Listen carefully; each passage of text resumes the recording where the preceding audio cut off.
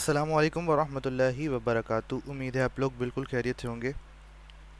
آج کا سبق شروع کرنے سے پہلے سب سے پہلے تو میں آپ سے معذرت خواہ ہوں کہ اس بار ویڈیو ذرا لیٹ ہو گئی۔ نارملی سیٹرڈے کو یا پھر سنڈے کو ویڈیو اپلوڈ کر دی جاتی تھی، تو اس بار ذرا بزی شیڈیول کی وجہ سے ویڈیو لیٹ ہو گئی۔ خیر، تو آج کا سبق ہے سبق نمبر 3، جس کا نام ہے حرکات۔ حرکات کیا ہے؟ آج ہم حرکات کے بارے میں سمجھیں گے۔ تو حرکات جو ہے وہ حرکت کی جمع ہے، اور حرکات کہتے کسے ہیں؟ زبر، زیر اور پیش کو حرکات کہتے ہیں۔ یعنی یہ زبر، زیر اور پیش، یہ جو سائنس، یہ جو علامت ہوتی ہے جو کہ قرآن پاک کے حروف کے اوپر جو موجود ہوتی ہیں، انہیں حرکات کہتے ہیں۔ زبر، زیر، پیش، یہ جو 3 مخصوص علامتیں ہوتی ہیں، انہیں حرکات کہا جاتا ہے۔ اور زبر اور پیش جو کہ یہ 2 علامتیں ہوتی ہیں، یہ ہمیشہ حرف کے اوپر ہوتی ہیں، جیسے کہ یہاں پر آپ دیکھ سکتے ہیں کہ زبر حرف کے اوپر ہے اور پیش بھی حرف کے اوپر ہے۔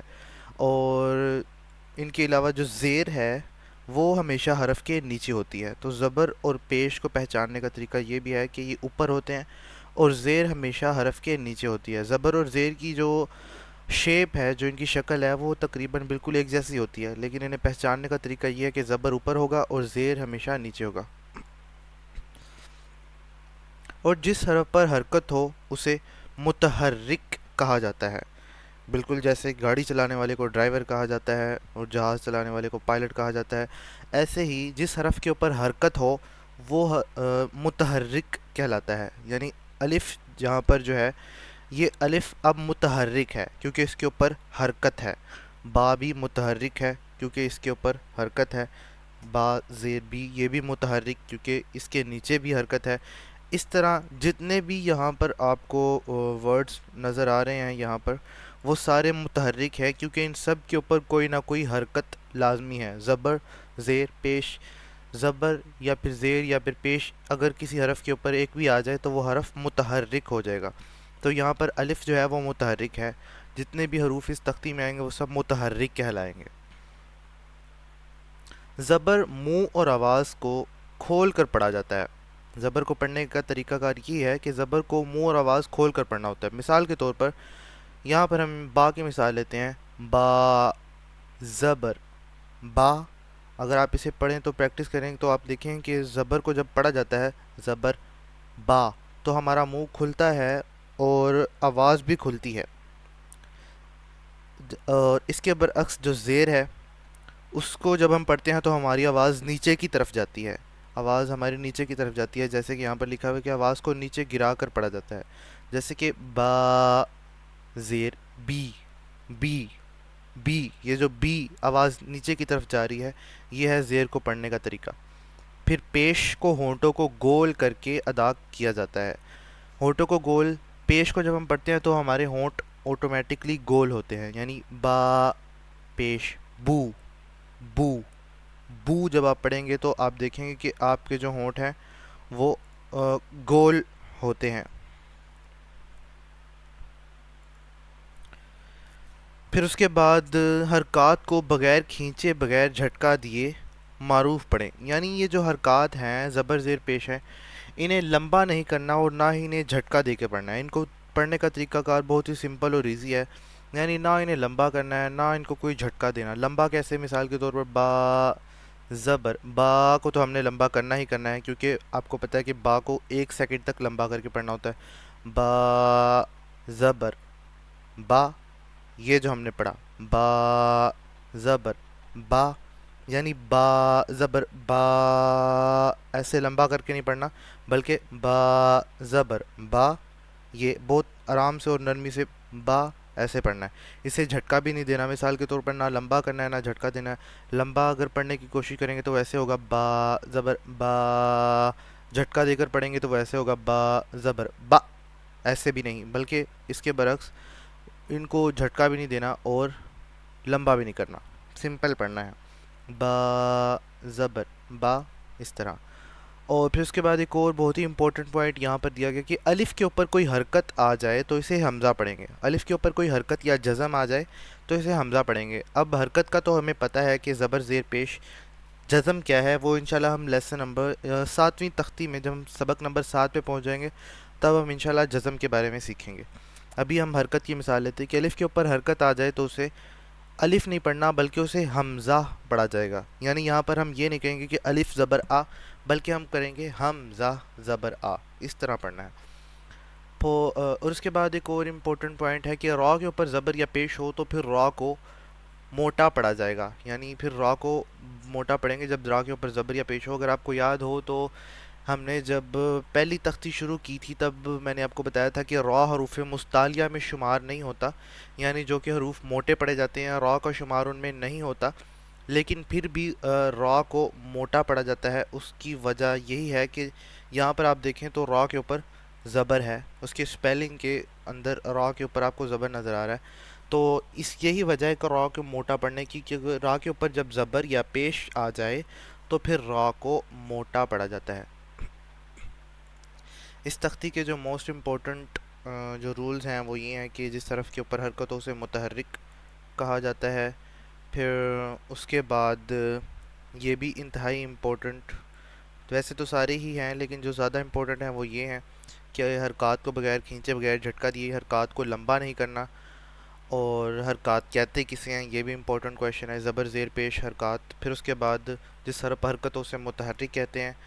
اور یہ دونوں لائنز بھی انتہائی امپورٹنٹ ہیں کہ الف کے اوپر کوئی حرکت یا جزم آ جائے تو اس سے حمزہ پڑھیں گے، الف نہیں پڑھیں گے. را کے اوپر زبر یا پیش آ جائے تو را کو موٹا پڑھیں گے، اگر را کے نیچے زیر ہو تو اسے باریک پڑھیں گے، ورنہ را کو موٹا ہی پڑھا جائے گا.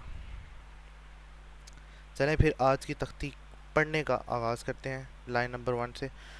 چلیں آپ میرے پیچھے دہرائی کیجیے گا.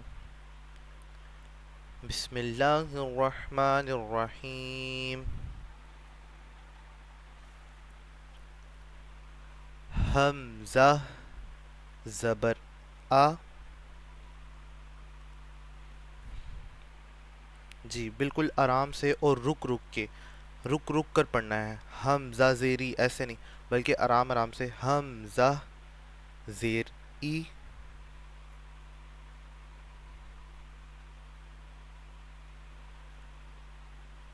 سپیلنگ کے درمیان میں ہم گیپ دیں گے. حمزہ پیش او.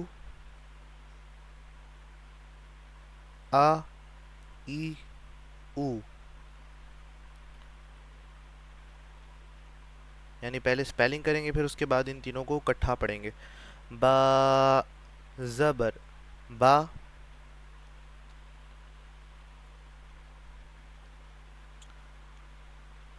با زیر بی.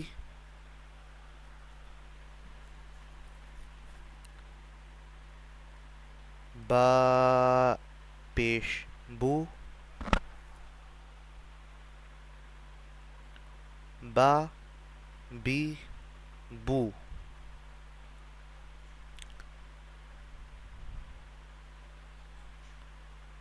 تا زبر تا.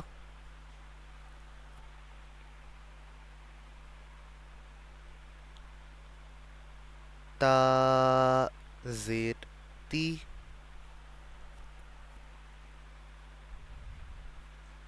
تا پیش تو. تا تی تو. اور ایک اور بات ہمیشہ یاد رکھیے گا کہ ہر حروف کو پڑھتے وقت ان کی صفات کو ہم نے لازمی یاد رکھنا ہے. جیسے کہ سا یہاں پر ہے تو ہم نے اس میں کیا کرنا ہے کہ سیٹی کی آواز لازمی پیدا نہیں ہونے دینی. اور سین صاد اور سا ان کے ہم نے لازمی فرق کرنا ہے. جیسے کہ سا میں تو سیٹی کی آواز پیدا نہیں ہوتی ہے بلکہ سین اور صاد میں ہوتی ہے. تو سا میں ہم نے پھر سیٹی کی آواز پیدا نہیں ہونے دینی، یعنی سا یہ آواز نہیں، بلکہ آپ کو میں نے طریقہ کار بتایا تھا کہ اپنی زبان کو اوپر والے دانتوں سے لگا کر پڑھیں گے تو سا زبر سا.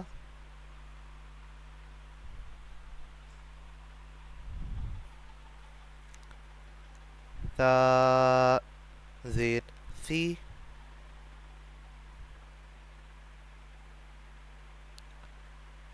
سا پیش سو. सा सी सू।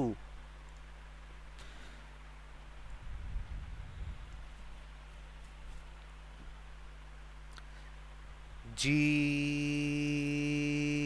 अब यहाँ पर ये लाजमी याद रखिएगा, जीम को हमने 3 सेकंड तक लंबा करके पढ़ना होता है, तो जीम को 3 सेकंड तक ही लंबा करके पढ़ेंगे। जी, जबर जा,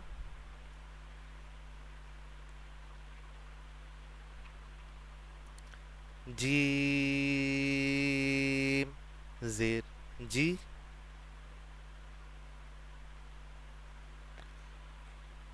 जी,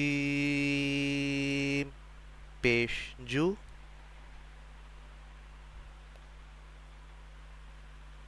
जा, जी, जू। अब एक हरूफ मुस्तालिया की मिसाल ले लेते हैं, यानी मोटे पड़े जाने वाले हरूफ की एक मिसाल ले लेते हैं। खो, जबर खो,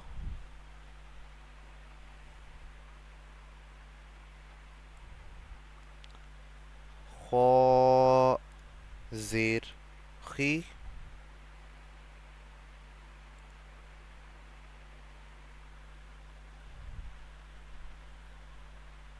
खो, पेश खू,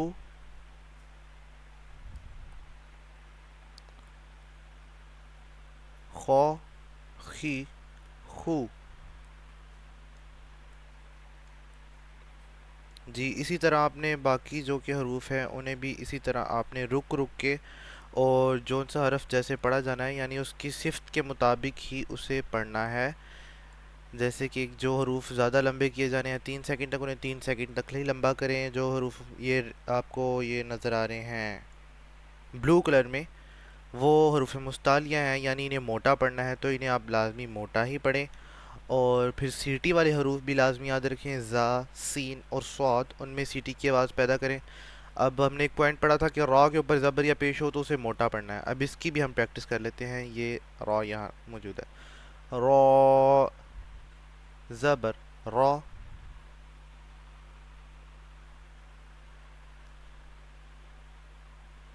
रॉ, ज़ेर री,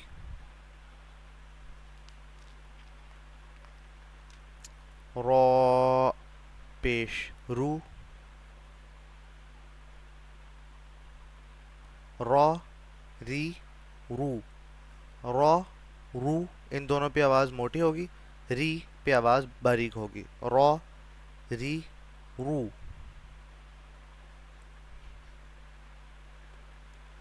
बाकी आप हरूफ को पढ़ना जानते हैं और आप इसकी लाजमी पूरी तख्ती की मुकम्मल प्रैक्टिस कीजिएगा। जिनके घरों में मदनी कायदे मौजूद नहीं हैं वो मुझसे कांटेक्ट भी कर सकते हैं, उनको मदनी कायदे प्रोवाइड कर दिए जाएंगे। और लाजमी कुरान पाक तजवीद के साथ सीखिएगा। आज की वीडियो तो फिर यहाँ पर कंप्लीट होती है। जज़ाकल्लाहु खैरा।